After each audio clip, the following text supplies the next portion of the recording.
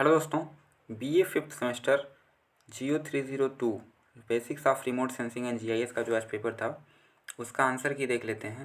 हालांकि आज का पेपर भी मॉडरेट था, तो इसका आंसर मिला लेते हैं कितना प्रश्न सही हुए हैं।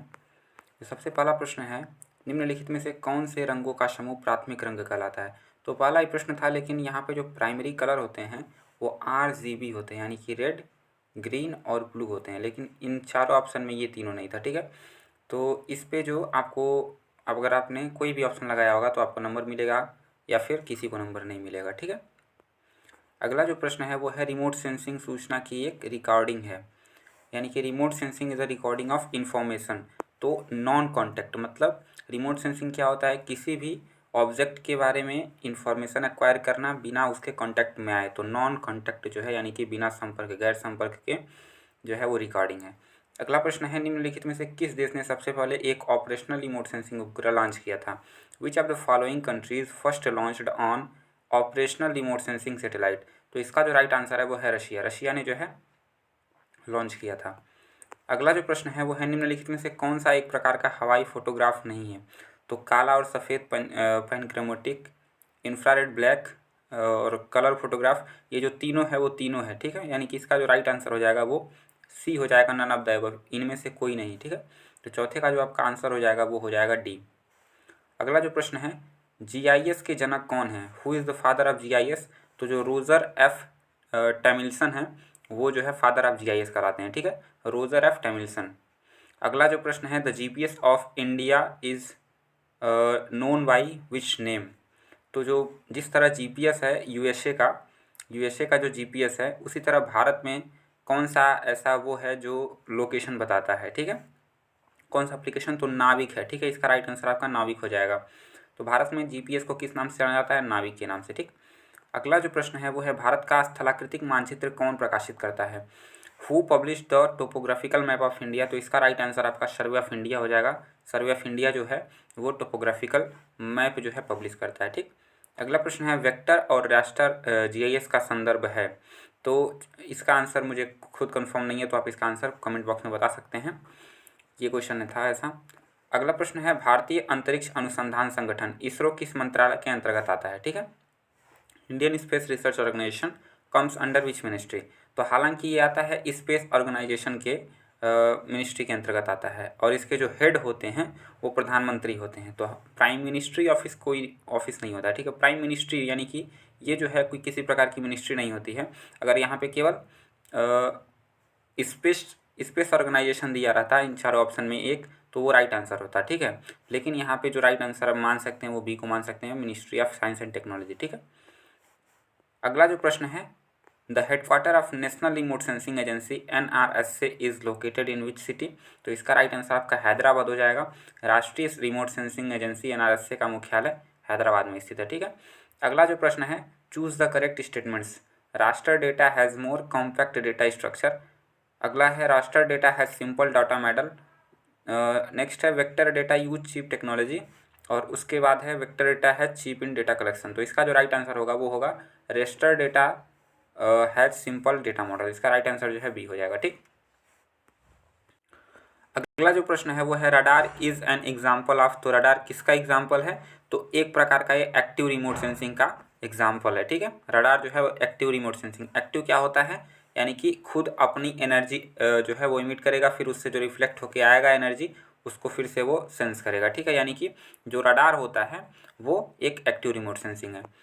अगला जो प्रश्न है वो है, लैंडसेट श्रृंखला उपग्रह निम्नलिखित में से किस देश का है।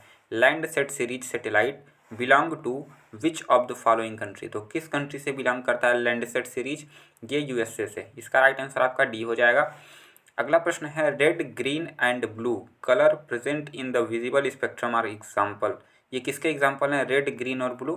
तो ये इन्हीं तीनों को हम प्राइमरी कलर कहते हैं। जो आपका पहला प्रश्न था वो यही था, जो प्राइमरी कलर था। इसका राइट आंसर आपका ए हो जाएगा, प्राइमरी कलर। ठीक है, अगला जो प्रश्न है वो है, वह रिमोट सेंसिंग जो रोशनी के बाहरी स्रोत पर निर्भर करता है। बाहरी स्रोत मतलब अपनी खुद की रोशनी वो नहीं निकालता है। ठीक है, तो इसके लिए जो पैसिव रिमोट सेंसिंग होता है वो सन से जो रेडिएशन निकलता है उसको फिर रिफ्लेक्ट होकर जब उसके पास आता है उसको सेंस करता है। यानी कि जो पैसिव रिमोट सेंसिंग है वो क्या करता है, the remote sensing depend upon the external source of illumination is, मतलब जो एक्सटर्नल सोर्स है इल्यूमिनेशन का उस पर डिपेंड करता है। ठीक है, इसी प्रकार अगला प्रश्न है 16 number, Indian institute of remote sensing situated. तो जो भारतीय रिमोट सेंसिंग संस्था है वो कहाँ पे स्थित है, देहरादून में। राइट आंसर आपका डी हो जाएगा। ठीक, अगला जो प्रश्न है वो है रिमोट सेंसिंग में डिप का अर्थ है, डिप मतलब डिजिटल इमेज प्रोसेसिंग। इसका राइट आंसर आपका ये हो जाएगा, डिजिटल इमेज प्रोसेसिंग। अगला जो प्रश्न है वो है what is the disadvantage of aircraft platform. Aircraft platform का नुकसान क्या है, तो इसका राइट आंसर आपका एक्सपेंसिव मीन्स यानी कि महंगा साधन जो है ये आपका राइट आंसर होगा। अगला प्रश्न देखेंगे, when the wavelength of the incoming radiation is similar in the size to the atmospheric particle such types of scattering known as. अगर जो इलेक्ट्रोमैग्नेटिक वेव आ रहा है उसका जो वायुमंडल में जो पार्टिकल्स हैं उसके जो पार्टिकल्स हैं उसका अगर उन दोनों का आकार अगर सेम है तो क्या कहलाता है, उसको कौन सा स्कैटरिंग कहते हैं, तो उसको माई स्कैटरिंग कहते हैं। ठीक है, इसका राइट आंसर आपका बी हो जाएगा। ठीक, जब आने वाली विकिरण की तरंगदैर्घ्य वायुमंडल कणों के आकार के समान होती है तो इस प्रकार के परिकिरण को क्या कहते हैं, तो माई स्कैटरिंग कहते हैं। ठीक है, इसका राइट आंसर बी हो जाएगा।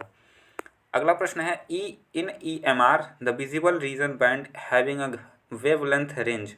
तो जो EMR है उसमें विजिबल रेंज कहाँ से कहाँ तक होता है, तो 0.4 से 0.7 माइक्रोमीटर तक होता है। इसका राइट आंसर आपका बी हो जाएगा। ठीक, अगला प्रश्न देखेंगे,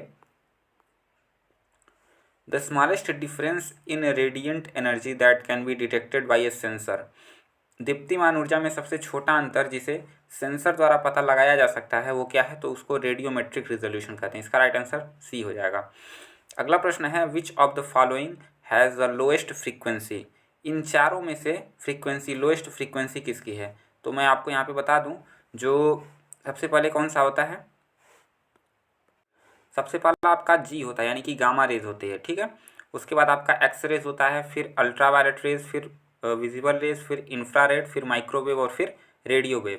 तो जैसे जैसे हम आगे बढ़ रहे हैं वैसे वैसे वेवलेंथ में क्या हो रही है, वृद्धि हो रही है। वेवलेंथ यानी कि एक श्रृंग और दूसरे श्रृंग के बीच की जो दूरी है वो दूरी बढ़ रही है। ठीक है, तो जब दूरी बढ़ेगी तो वेवलेंथ बढ़ रहा है, और वेवलेंथ जब बढ़ता है यानी कि जब लैम्डा बढ़ता है तो वो फ्रीक्वेंसी के व्युत्क्रमानुपाती होता है। ठीक है, व्युत्क्रमानुपाती होता है, तो सॉरी ये एफ है, फ्रीक्वेंसी के व्युत्क्रमानुपाती होता है, यानी कि जब तरंगदैर्घ्य बढ़ रही है तो फ्रीक्वेंसी क्या होगी, कम होगी।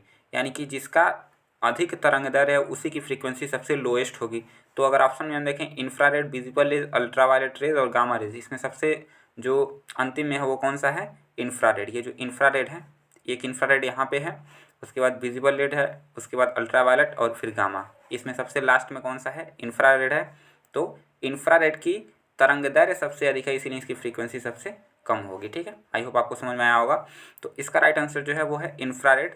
इसका राइट आंसर ये हो जाएगा। अगला प्रश्न है in which of the following resolution of data is fix. तो इसका राइट आंसर जो है ए हो जाएगा। रास्टर डेटा में जो है वो रिजोल्यूशन फिक्स होता है। ठीक, अगला जो प्रश्न है वो है the frequency of data collection known as.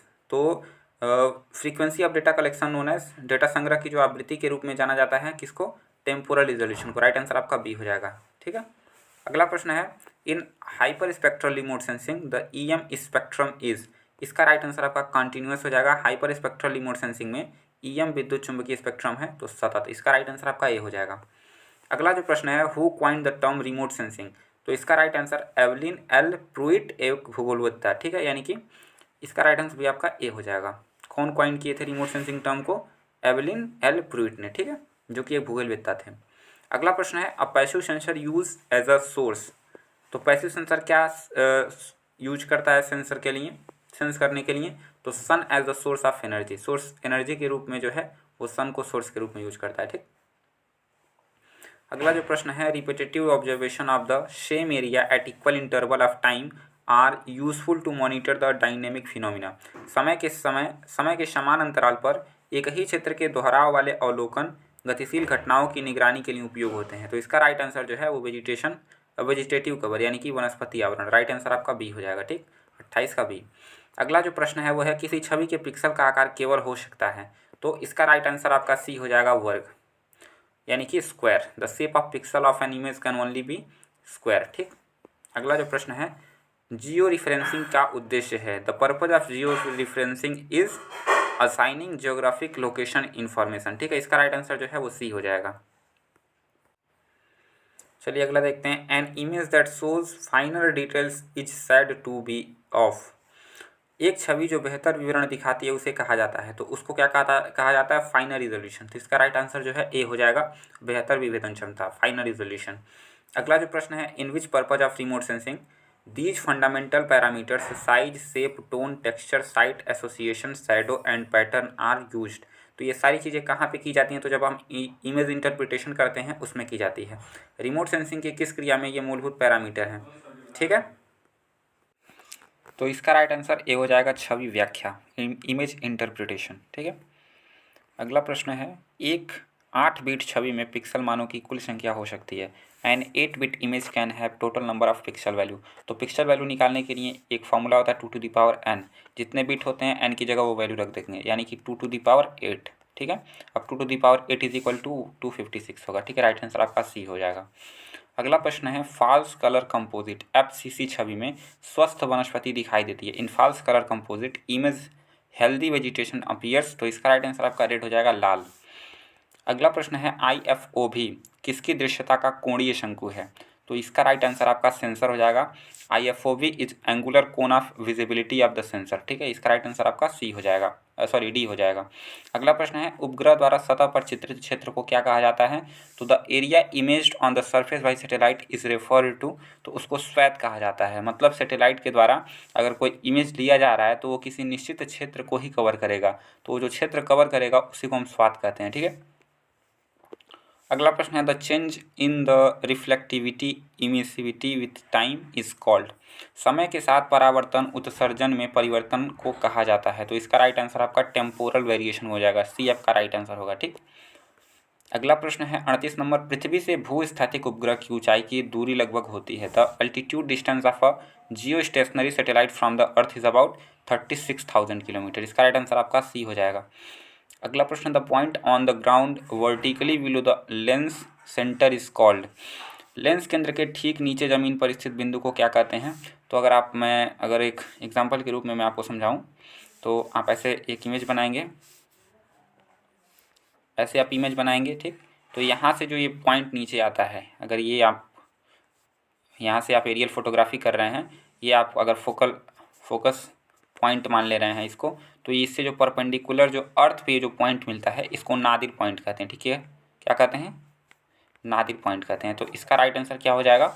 Nadir point. तो यहाँ पे पूछ रहा है, लेंस केंद्र के ठीक नीचे जमीन पर स्थित बिंदु को नादिर पॉइंट कहते हैं, नादिर बिंदु। ठीक, अगला प्रश्न है, कौन सा कारक फोटो व्याख्या से संबंधित नहीं है? तो इसमें राइट आंसर आपका टाइम हो जाएगा। जो टाइम है वो इमेज इंटरप्रिटेशन से, फोटो इंटरप्रिटेशन से संबंधित नहीं है। ठीक है, अगला प्रश्न है, remote sensing is distinct in that it gives. Remote sensing इस मायने में विशिष्ट है कि यह देता है। तो क्या देता है? एक सिनोप्टिक व्यू देता है। राइट आंसर आपका ये हो जाएगा, सिनोप्टिक व्यू देगा। अगला जो प्रश्न है वो है, रिमोट सेंसिंग GIS के संबंध में निम्नलिखित में से कौन सा कथन सत्य नहीं है? तो ये इसका पहला ऑप्शन है, the interaction of the electromagnetic radiation with the target, the emission of the electromagnetic radiation from the target. ठीक है, तो इसका दोनों ऑप्शन सही है, यानी कि ए और बी दोनों सही है। इसका राइट आंसर आपका सी होगा। ठीक है, अगला प्रश्न है, रिमोट सेंसिंग तकनीकों को निम्नलिखित उद्देश्यों के लिए उपयोगी रूप से नियोजित किया जा रहा है। तो क्या क्या करने के लिए? तो ये तीनों जो ऑप्शन है, improving natural resource management, land use, protection of the environment, इन तीनों चीज़ों को जो है वो पर्पज है इसका। तो इसका right answer all of these हो जाएगा। राइट आंसर आपका ये सभी, डी आपका राइट आंसर होगा।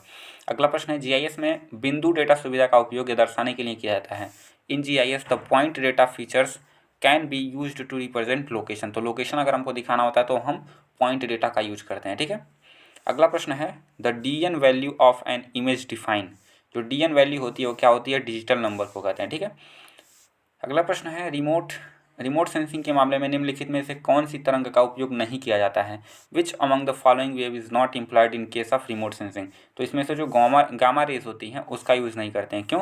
क्योंकि इसमें जो एनर्जी होता है बहुत अधिक होता है, इसकी जो तरंग दैर्घ्य होती है वो बहुत कम होती है। ठीक है, तो एनर्जी अधिक होने की वजह से गामा रेज का उपयोग रिमोट सेंसिंग में नहीं हो पाता है। ठीक है, अगला प्रश्न है, which of the following has main role of identify the object on the earth surface. पृथ्वी की सतह पर वस्तुओं की पहचान करने में निम्नलिखित में से इसकी मुख्य भूमिका है? तो जो स्पेक्ट्रल सिग्नेचर होता है, स्पेक्ट्रल सिग्नेचर की मुख्य भूमिका होती है। ठीक है, मेन जो आइडेंटिफाई करता है वो स्पेक्ट्रल सिग्नेचर ही करता है। ठीक, राइट आंसर आपका सी होगा।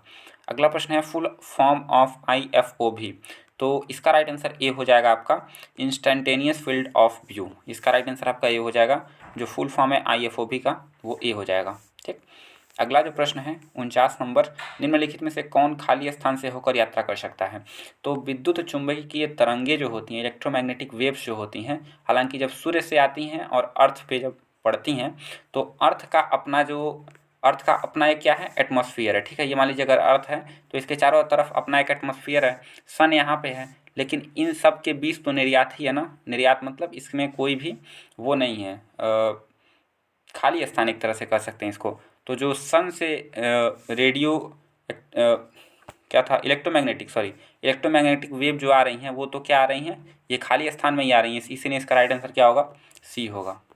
राइट आंसर आपका सी होगा। बहुत सारे बच्चों ने इसमें ध्वनि तरंगे लगाया है, तो ध्वनि तरंगों के लिए वायु एक जो है वो काम करता है माध्यम के रूप में, वायु से होके ही ध्वनि एक दूसरे के पास पहुंचती है। ठीक है, अगला जो प्रश्न है वो है सूचना प्रणाली निम्नलिखित परिचालनों की श्रृंखला है। The information system is the chain of the following operation, collection of data, planning the observation, analysis of data, decision making process. इसमें भी कन्फ्यूजन था, तो इसका आंसर क्या होगा, इसका आंसर होगा आपका बी।